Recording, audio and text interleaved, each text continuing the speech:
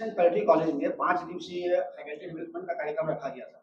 क्या कुछ इस कार्यक्रम में हुआ है इस 5 दिनों में? क्या-क्या चर्चाएँ हुई और किस उद्देश्य से आप लोगों ने कार्यक्रम किया था? इसके बारे में विस्तारपूर्वक बताएँगे। सेंट विंसेंट पैलोटी कॉलेज में दुर्गा महाविद्यालय के साथ मिलकर हमने 5 दिवसीय फैकल्टी डेवलपमेंट कार्यक्रम का आयोजन किया था, जिसका मुख्य उद्देश्य था होलिस्टिक अप्रोच एम्पावरिंग एजुकेटर्स। आज के समय में ये देखने में आया है कि जो नई-नई जो जानकारियां आ रही है, उसके लिए अपने शिक्षकों को अपडेटेड करना, टाइम टू टाइम उनको ये जानकारी देना कि नई-नई क्या चीजें आ रही है, जो उनको अपने टीचिंग के दौरान, उनको अपने शिक्षा के दौरान करना है।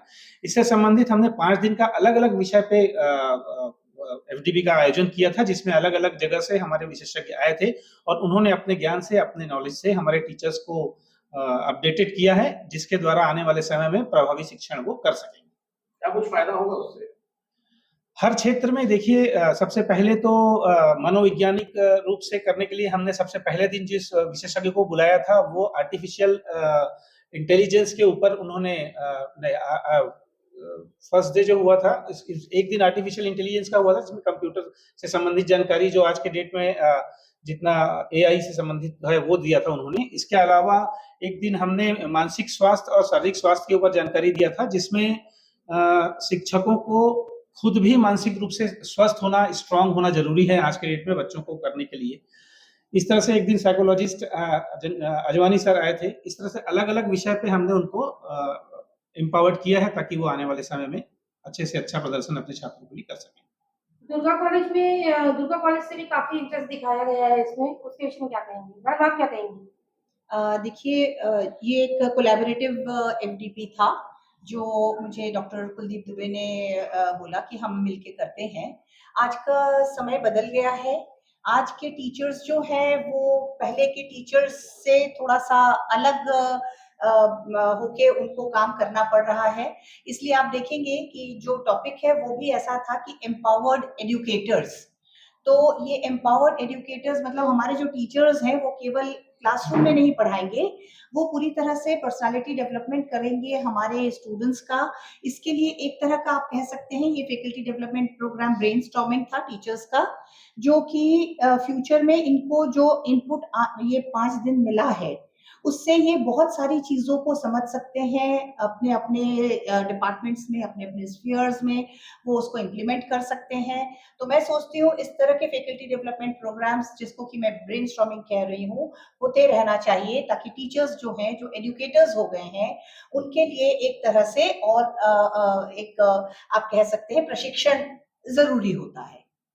जैसे आपने कहा सर एआई से कितने लोगों को फायदा हो सकता है, कितने लोगों को नुकसान हो सकता है? कई आगे बढ़ चढ़कर कई लोगों की जॉब भी जा सकती है। क्या सोचते हैं आप इस विषय में? देखिए, ये जो इन्फॉर्मेशन लोगों के बीच में है या कन्फ्यूज़न है कि एआई के द्वारा नुकसान होगा, तो इसको इस रूप में आपको समझना चाहिए कि जब शुरू में इस देश में कंप्यूटर आया था, तो ये लगा था कि बहुत लोगों का जॉब चला जाएगा। लेकिन आज के डेट में कंप्यूटर जो है हर आदमी के लिए एसेंशियल हो चुका है और सब आदमी उसी के ऊपर कार्य कर रहा है।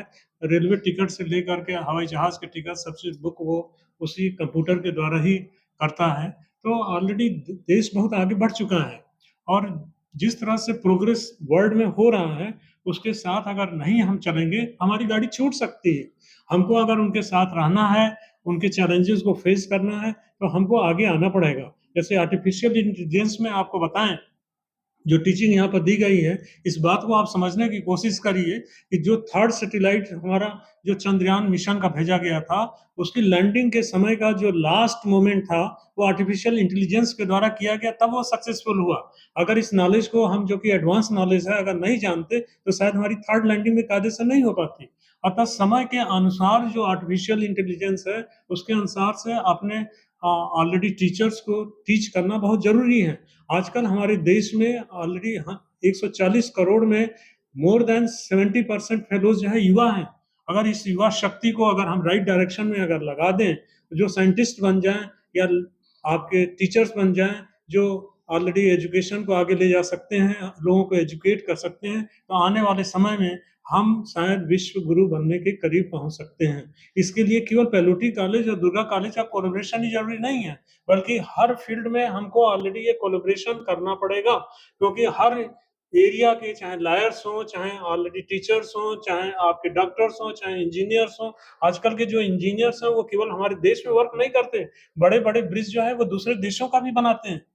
तो ऐसी दशा में ये मान के चलिए कि हमको समय के अनुसार हमको चलना पड़ेगा, तभी हम विश्व शक्ति बन सकते हैं। और शक्ति और शास्त्र दोनों का बहुत ही समन्वय है। अगर दोनों जिस देश के पास नहीं है, वो आने वाले समय में अन्य देशों से कमजोर हो जाएगा और पिछड़ जाएगा।